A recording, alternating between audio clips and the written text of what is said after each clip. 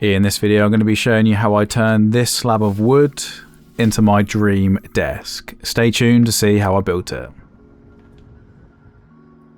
I've been looking at building a new desk for a while now, and when I came across this slab of English Yew on Surrey Timber's website, I absolutely fell in love with it and I knew I had to have it. Because I'm going to be using every woodworker's favourite product, epoxy resin, I first had to get rid of all of the bark and any loose dirt.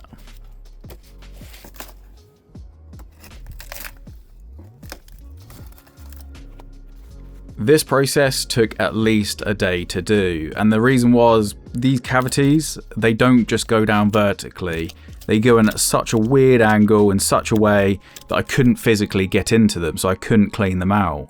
And you'll see later in the video why that becomes an issue for me.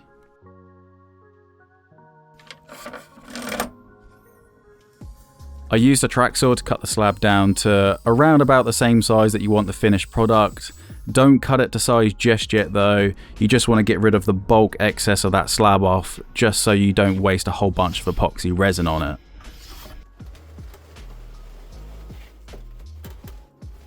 I'm using an Evolution track saw for this, and up until this day, I had never used a track saw before.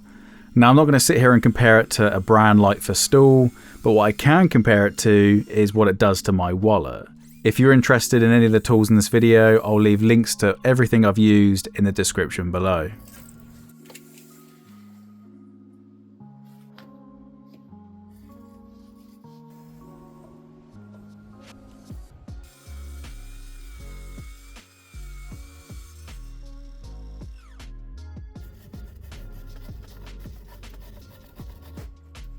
So here I'm building the mould. Now there is nothing fancy about the moulds I make.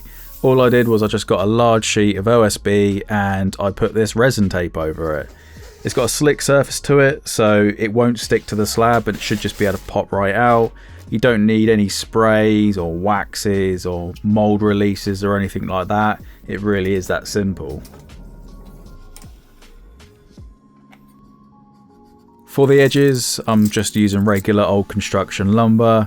You don't have to go fancy with your moulds, as long as you can get a good watertight seal around the edges.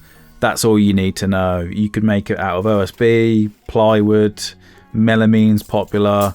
As long as you can get a good seal, that's all you really need to pay attention to.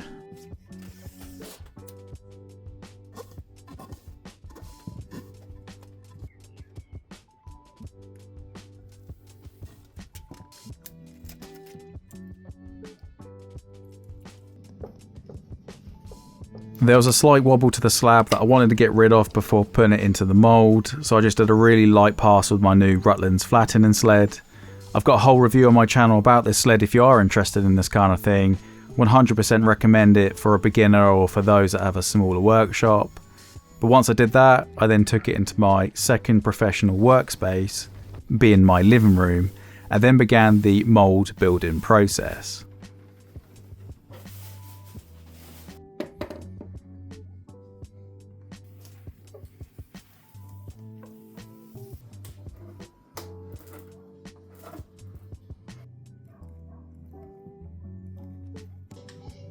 I use silicone cork to attach the mould, and if you take anything from this video, it is to not be conservative around silicone cork.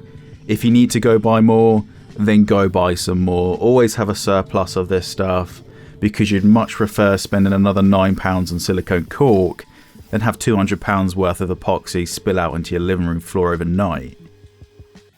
I pre-sealed the edges with the same deep cast resin I'll be using for the main pour. There's always some kind of debate whether or not you need to pre-seal or not. For me, I always have pre-sealed my edges, but I know companies out there such as Black Forest Wood Co or DIY with Greg where they don't, and they don't recommend it. But for me, I always have done it and I've not had any issues so far. The resin I'm going to be using is called Glasscast 50 Plus. Now the Plus is their newest formula, which they claim can fill up to 2 inches deep in just one pour. Now 2 inches deep with epoxy kind of just sounds like the industry standard at this point, but who am I to judge? but this is going to be my first ever translucent table build.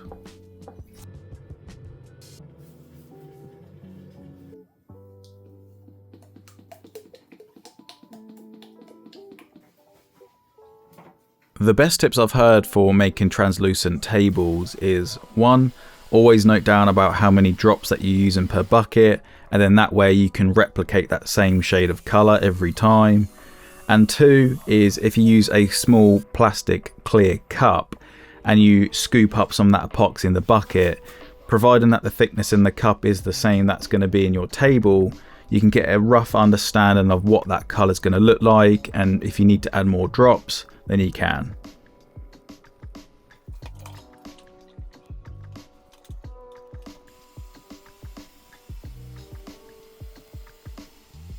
Because this was going to be my first ever translucent table, I was concerned I was going to get bubbles, especially with all them weird shaped cavities in that slab. And I also don't have a temperature controlled shop. My living room sits at 25 degrees because this was in the midst of English summer, so the curing process is going to be pretty quick. So in the end I bought this 12 litre degassing chamber from Amazon, and it was so satisfying to watch all of them bubbles come out in the bucket rather than my slab. Once I started pouring, I soon realised that this colour was a lot darker than what I was hoping for. I was trying to go for like a smoky grey colour that you could see all the way through, but this was really dark. After a bit of a panic, I decided that I was going to make my last bucket a bucket of clear resin, and then I'm going to try and mix it all together in an attempt to try and dilute that colour.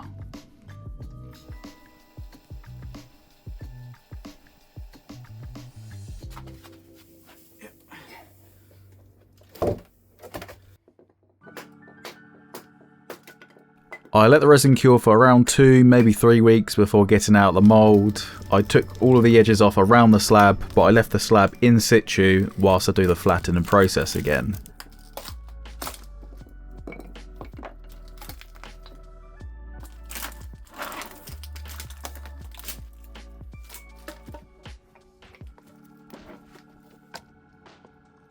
And it was here that I had an absolute disaster.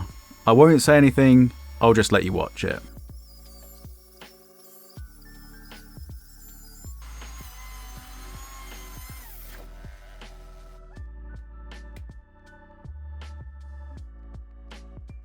So it was going so well, and I got to a point where instead of going back and forth like this, I decided just to sort of cut it into sort of squares and sections and just kind of like go in towards the middle. But the annoying thing with that is, as I started here, it's managed to catch itself in there, it's tripped the router out so it no longer starts, and it's gouged this bit of epoxy here.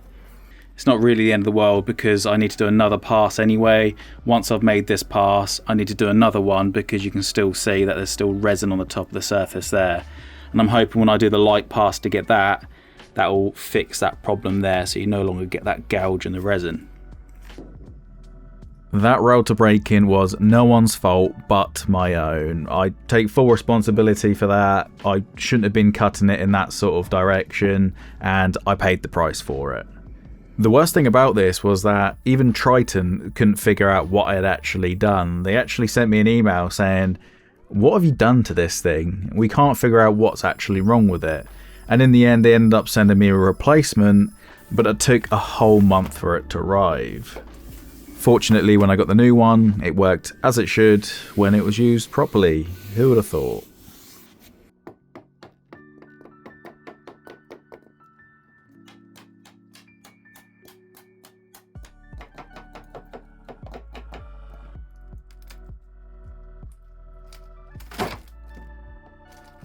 You can see that the slab had a bit of resistance here where it's still sort of semi-stuck to that panel.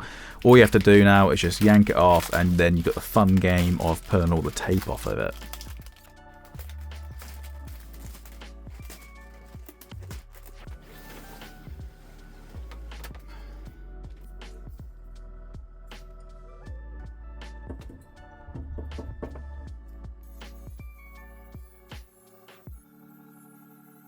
I then cut the table down to its final dimensions, which were the only two numbers I could remember at that time, being 117 and 69.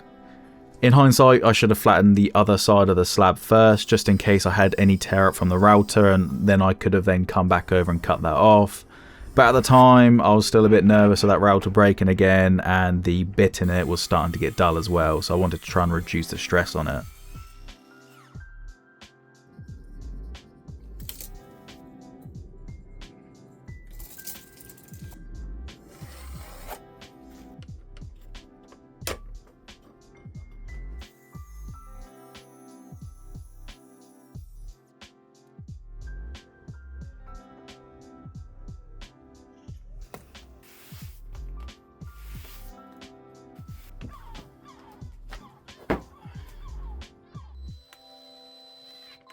To help hold the slab down whilst I flattened the rest of it, I screwed offcuts all the way around it, and then I flattened the whole slab down to around 40mm thick, which was probably a little bit more thinner than what I'd have liked. It's not the end of the world, but again, I'm just happy that the router didn't blow up on me again.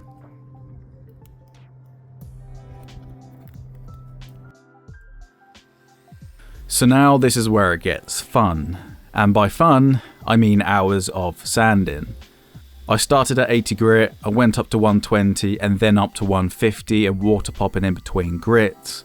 And I cannot express enough that getting good dust extraction, good sandpaper and a good sander just made this table so much more easier to build. I used to be one of these people that saw sandpaper as just a cheap consumable. I'd replace them often, and I was guilty of buying them cheap Chinese knockoff versions of the Abranet discs. And I thought to myself, this is an expensive table, why don't I actually buy some professional sandpaper for once? So I ended up buying these 3M Extract Cubitron discs, and let me tell you right now, these are awesome. I am never going to go back now. They only cost about 50p each, and I reckon I only went through about 2 per grit, so less than £5 of sandpaper for the whole build.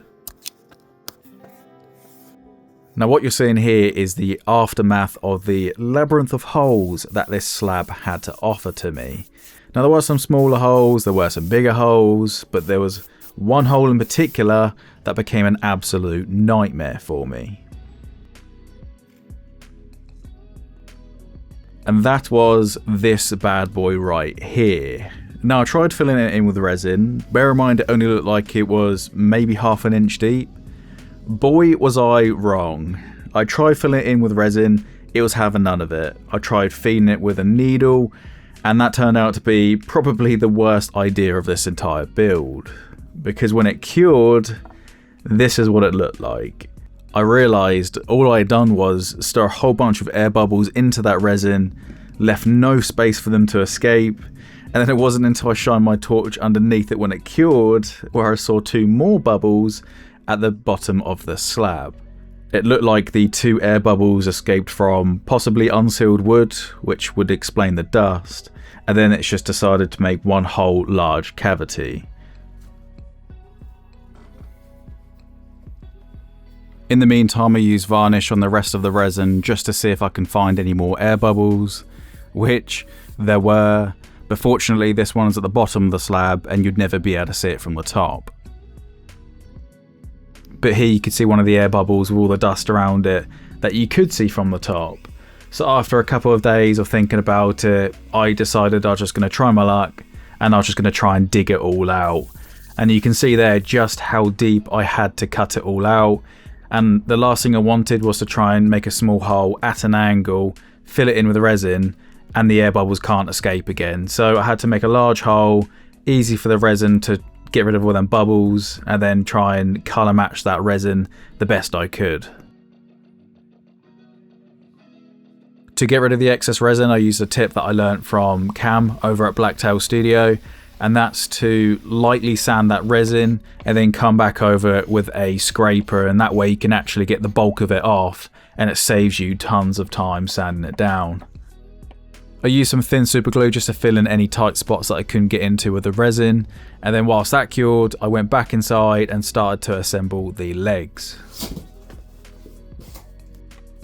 The legs I'm going to be using are from a company named Madersite, and these are the T2 Pro Plus model.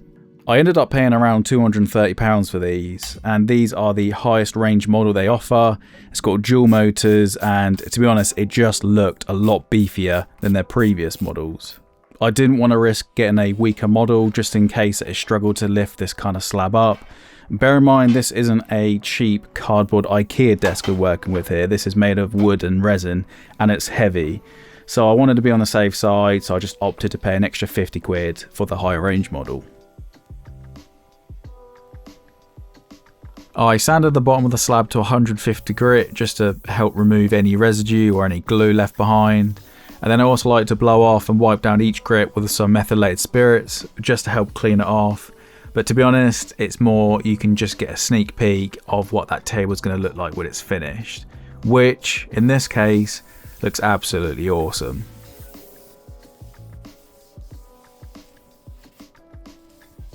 For the edge, I wanted to use the biggest bit I could find on Amazon that was still going to be safe enough for me to not get featured on Live Leak, and I ended up with this 2.5 inch 60-degree chamfer bit. It was a little nerve-wracking at first using such a large bit. This is probably more suited for a router table, not an actual handheld router. But I did a few shallow passes just to help myself get used to it and to avoid any tearing out at them corners. A tip I've learned is to always start on the end grain of the slab and then work your way around. End grain is always more prone to tearing out at them corners, and at least if you tear out here, you'll be able to fix it when you then move around to the edge grain of the slab.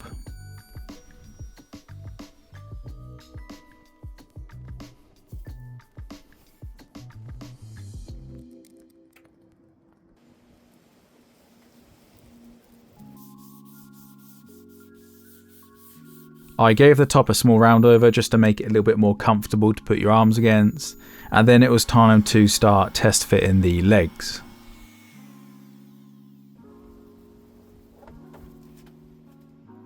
This took a bit of time just because I wanted to make sure that every single edge of them legs were the same distance away from that edge. Now the length of the legs can be adjusted, so it is just a case of lining it all up and then tracing around the legs and then tracing the holes on the base. My only nitpick with these legs are that they have 8 holes in total in the base. 4 of them are in the middle and 4 of them are on the arms. However, the 4 holes that are on the arms, they're just smaller circles, and these aren't going to allow for expansion and contraction. The 4 holes within the actual middle part of the base, they're larger and oval shaped, which is good because that's going to allow for that expansion and contraction. Why they haven't decided to make them all oval shaped, I don't know, and I'm hoping down the line this isn't going to cause a problem for me. Here I'm setting up where I want the hole for all of my wiring and plugs to go through. It's just a simple acrylic template which is wide enough to fit a plug through it, and all I did was I just used a scrap piece of wood as a spacer against the legs just to help reference off it and make sure it's all parallel.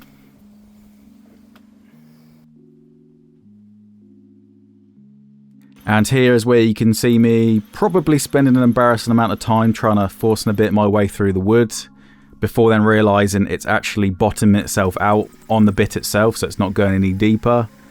But we'll pretend I never did that and I just used a spade bit all along.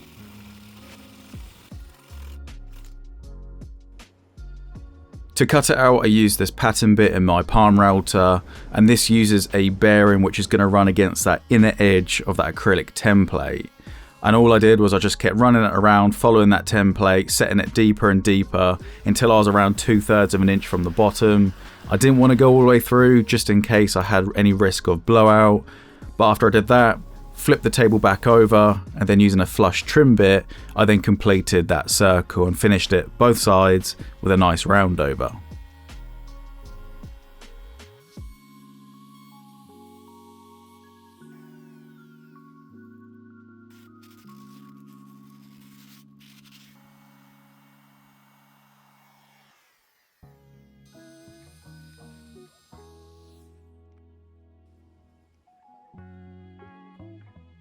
The next thing I'm doing here is I'm marking the holes for the threaded inserts. Now if you have a drill bit with a stop block, then great, this is ideal.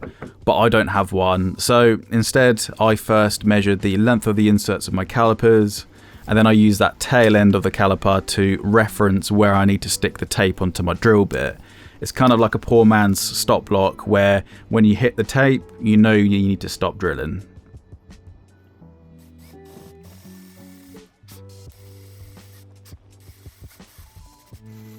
Once all the holes are drilled, I then came back with a countersink bit, and this just allows room for the shoulder of that threaded insert to sit flush in the wood rather than just above it, slightly proud.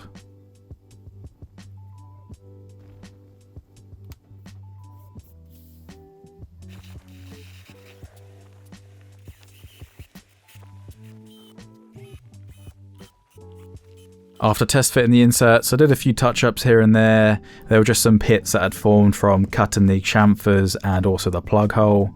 I also had to sand down the corners a little bit. Now don't get me wrong, I love the look of a clean sharp edge on a table.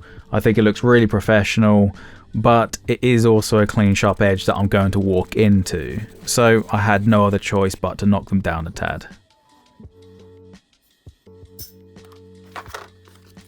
I managed to get some black threaded inserts rather than them shiny silver ones, and I got these because 2 of the 8 inserts are going to be in the epoxy and they will be on show, which is something I knew right from the beginning was going to be an issue, and it all came down to I just really like that large void in that slab and I didn't want to get rid of it. Yes, I could have cut the slab further up and I could have probably avoided that, but even then I think you're still going to get at least one insert in that resin, and I just decided I'll give it a go, I'll see what it looks like, and I'll take the gamble.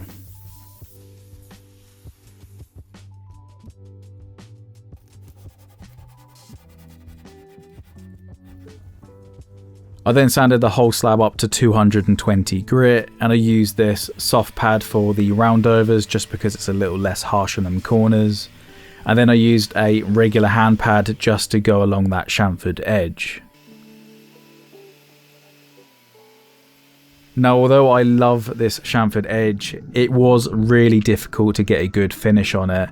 And as much as I delicately held that sanding pad, I still felt like I was gouging that resin just a little bit too much for my liking. So I decided I was going to use my orbital sander for this, but the tricky thing was that the pad to this is at least 2 times the size of the chamfer itself. I had to be super careful not to accidentally round over that crisp edge. If I leant more to one side, then I'm just going to have a horrible round over and I'm not going to get that nice edge. I just took my time with it. Every single pass I made sure that I was still following that edge, and in the end it looked good.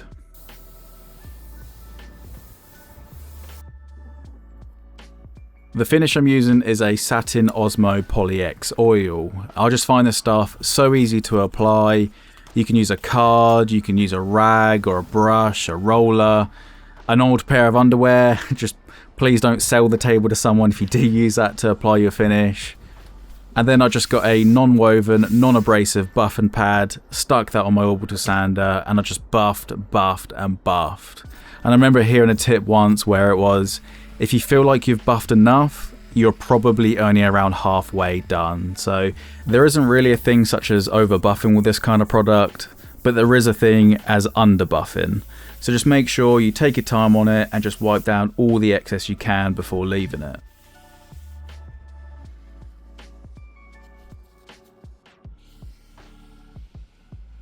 It wasn't until I finished the table where I could see how much that threaded insert showed up in that epoxy.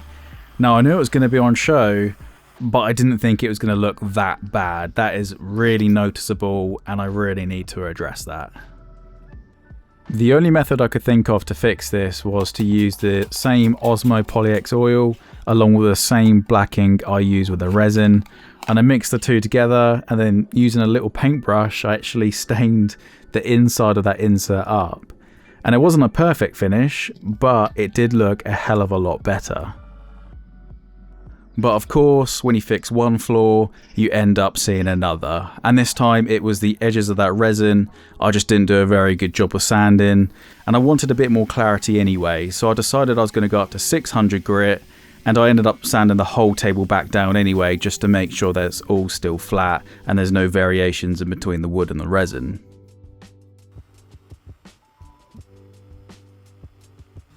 But then I came across another issue, because when I did another coat, the Osmo hardly took to it at all. And it might be down to that coat I used there was a coat of the Osmo Extra Thin. But in order to fix it, I sanded the whole table down with a maroon pad. And these equate to around 320, maybe 400 grit. I sanded the whole thing down, and then I went back over that resin with a 400 grit sandpaper, and then applied a coat of the regular Osmo Poly X.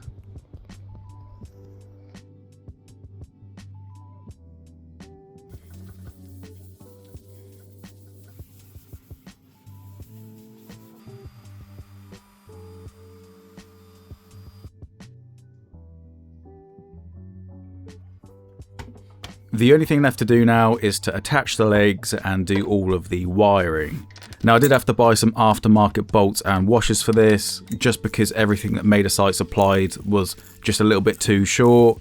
Again, it's probably down to the legs are more purposed for their thinner pre-made desktops they sell on their website.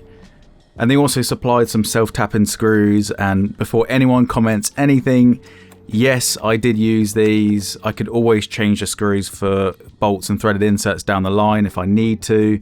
I'm just going to give these a quick test run for now, and if they don't hold up, then I'll just swap them out later down the line.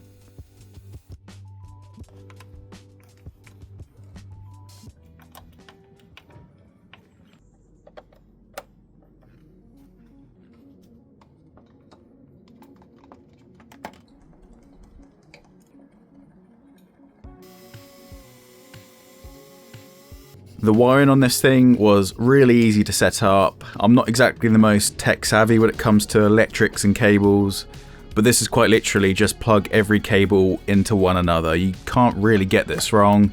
And I want to say I had it all done within about 20 minutes or so, so it was really simple to set up.